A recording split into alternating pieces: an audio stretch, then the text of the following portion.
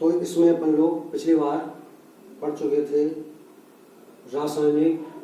संतुलित रासायनिक समीकरण द्वारा प्राप्त होने वाली सूचनाएं।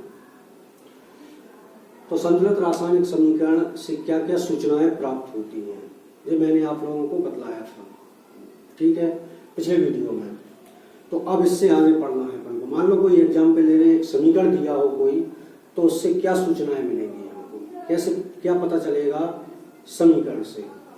तो कोई एक एग्जाम्पल लेते हैं और इसको फिर हल करते हैं। एग्जाम्पल लेकर कोई, तो किसी एक एग्जाम्पल को लेकर इसको हल करते हैं। मान लो एक समीकरण दिया है, कोई भी एक समीकरण मान लें, कोई एक समीकरण मानकर कोई एक रासायनिक समीकरण ले लें और उससे क्या सूचनाएं मिलती हैं ये अपन निकालें।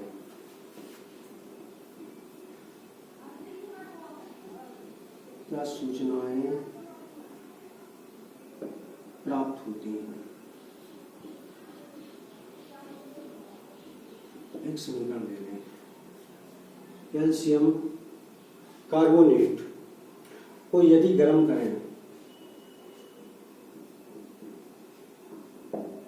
तो एक तो बनेगा कैल्शियम ऑक्साइड और कार्बन डाइऑक्साइड, जो दिया है एक समीकरण।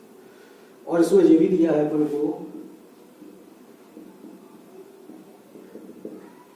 कार्बन, कैल्शियम, कार्बन और ऑक्सीजन के परमाणु द्रव्यमान दे दिए। कैल्शियम, कार्बन व ऑक्सीजन के परमाणु द्रव्यमान मान लें। तो कैल्शियम का कितना होगा 40, 12, कार्बन का, ऑक्सीजन का 16, ये दिए, ठीक। तो कैल्शियम, कार्बन और ऑक्सीजन के परमाणु द्रव्यमान भी दे दिए हैं अपन को। अब इसको क्या सूचनाएं मिलती हैं इस इक्वेशन से। ये रासायनिक संतुलित रासायनिक समीकरण है ये, तो इस समीकरण से क्या सूचनाएं प्राप्त होंगी। तो इसको हल करेंगे, तो हल करने पर क्या प्राप्त होगा। सबसे पहले समीकरण लिखेंगे CO3, ये भी मान लो जो दिया है सॉलिड है, ये ठोस, ये भी ठोस और ये गैस होगी। इसको गर्म करें, बनेगा calcium oxide plus carbon dioxide. तो एक तो ये ठोस है, एस से लिख दें, सॉलिड, ये ठोस एस से लिख दें, ये गैस है जी से लिख दें। ये है कैल्शियम कार्बोनेट, क्या है कैल्शियम कार्बोनेट, ये कैल्शियम ऑक्साइड,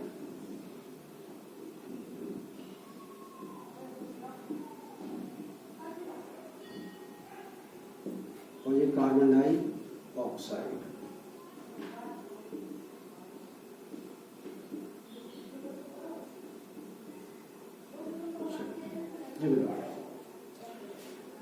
अब इसमें दो कैल्शियम कार्बोनेट का एक अणु है, तो इसका एक अणु,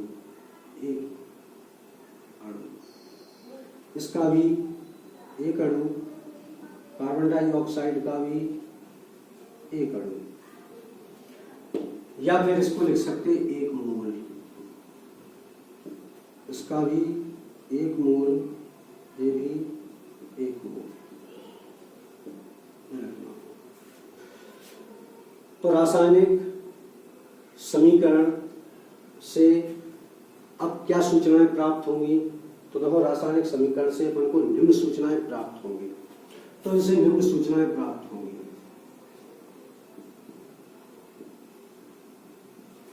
निम्न सूचना प्राप्त होती हैं, वो कौन कौन सी होंगी।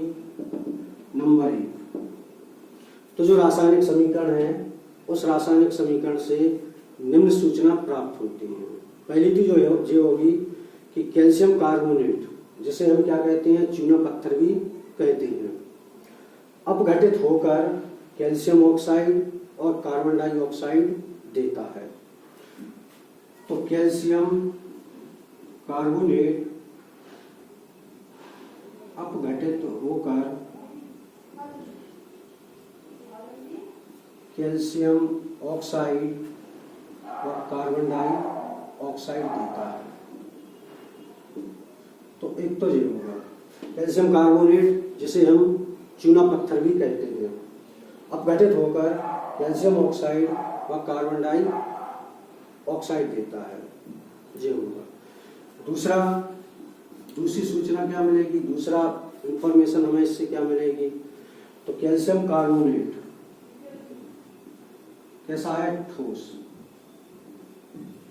अपघटित होकर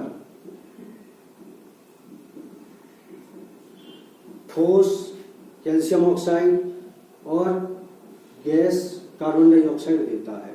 तो ये बनाएगा कैल्शियम ऑक्साइड, ये ठोस होगा, ठोस व कार्बन डाइऑक्साइड गैस देता है।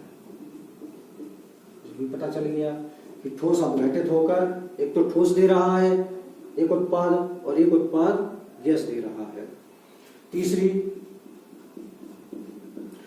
स्थिति इसकी क्या होगी, कैल्शियम कार्बोनेट का एक अणु विघटित होकर एक अणु कैल्शियम ऑक्साइड का और एक अणु कार्बन डाइऑक्साइड का देता है।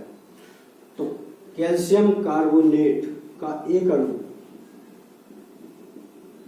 कैल्शियम कार्बोनेट का एक अणु विघटित होकर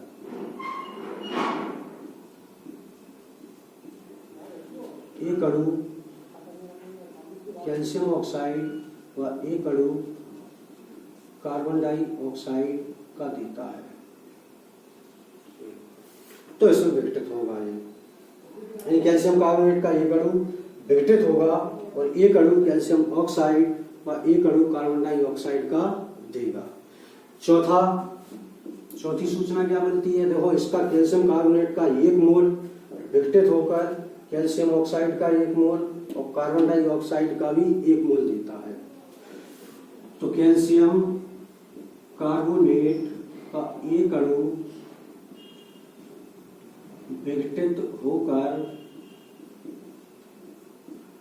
एक अणु कैल्शियम एक मोल, एक अणु नहीं एक मोल का एक मोल, एक अणु तो हो ही गया है मोल, तो एक मोल विघटित होकर एक मोल कैल्शियम ऑक्साइड व एक मोल कार्बन डाइऑक्साइड का देता है।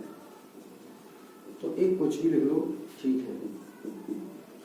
अब एक सूचना और मिलती है इससे, क्या सूचना मिलेगी, देखो यहाँ कैल्शियम कार्बन और ऑक्सीजन के परमाणु द्रव्यमान दिए हैं। तो अगर हम इसका द्रव्यमान निकालें कैल्शियम कार्बोनेट का, तो कितना आएगा, देखो कैल्शियम के परमाणु द्रव्यमान कितना है 40, कार्बन का 12 है, प्लस ऑक्सीजन का हो जाएगा देखो 16 है और 3 परमाणु इसके 3 × 16 यानी 16